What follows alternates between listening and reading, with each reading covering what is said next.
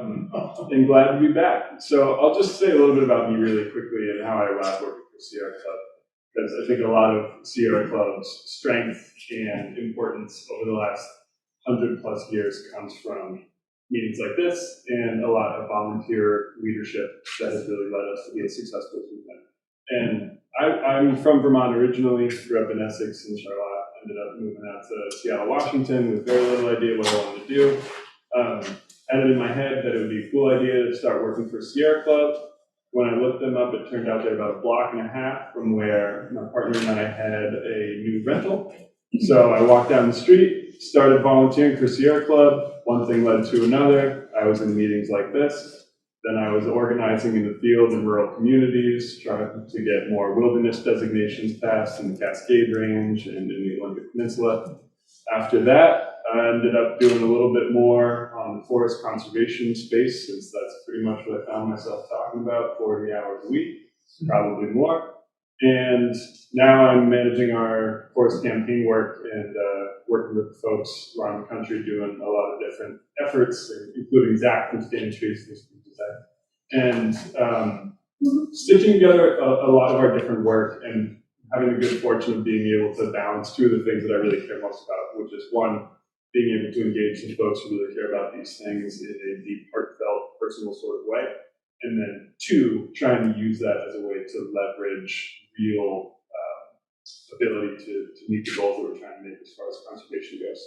And so, fortunately, in the last, year and a half, 2 years, one of the main ways that that's been occurring at the national level with the Biden administration has been pushing for mature and old growth forest protections on national forests, which has been a really exciting thing. I think, I will say, growing up in Vermont, I was under the impression that state parks, national forests, Camel Stump, Mansfield, whatever it would be, are all sort of managed in the same way, which is not the case. I think as many folks here will know.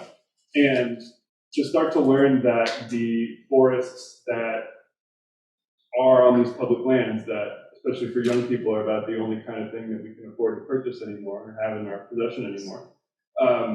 These were the places that really held the most biodiversity value, held the most climate value, held the most carbon value, and as a public resource, there was this feeling of almost like civic engagement around the need to weigh in about how these are managed and how we can be doing that.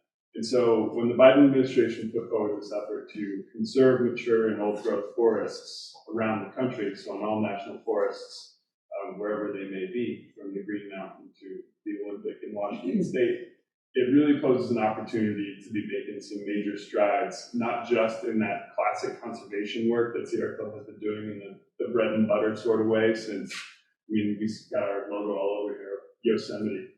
So like that's creation of national park, like grassroots organizing kind of things. We're almost at a moment of doing a lot of that work again, like conservation, grassroots organizing to deliver the things that we want to see via the people that we know can do that. And so pushing on targets, Teddy Roosevelt in this example, President Biden in that current example, of making sure that they can do the right thing right now and really meet the moment. And so as we push for these mature and old growth forests, we've been able to engage people from all around the country, Sierra Club chapters from all around the country, who are calling and saying, this is what mature and old growth protection looks like in my part of the US, and this is how I want to see it fed up into a national campaign. And so Sierra Club's been able to consolidate a lot of that people power and a lot of that conservation effort to not just say we care about these places for outdoor recreation and the values of habitat and wildlife and biodiversity and the spiritual renewal that you feel when you go outside, but also because especially now, the climate value of these places is just immense. And so I've been personally excited to be a part of this effort, again, because it really does feed that piece of grassroots organizing at a scale where you can deliver these things and make a difference. Sierra Club's been a great venue to do that. I will say I'm really excited about this next behind me because we're now hiring somebody new in Vermont to pick up that mantle and do some of that work and really dig into some of the opportunities that Sierra Club and other NGOs in this area can be partnering on to really deliver some of those solutions. Our logo and our slogan, which is probably around here somewhere, of explore, enjoy, protect.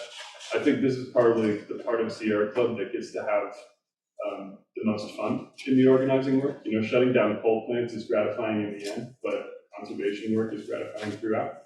And so I'm really looking forward to being able to work with the person who's coming on and taking this over as we try and get more outings up and running, building that sense of community that Vermont does really well anyway, but that Sierra Club can also be contributing to and playing a part in, and just getting outside and having a good time and being able to turn that enjoyment and sense of place and love for a particular spot into something more around quality conservation.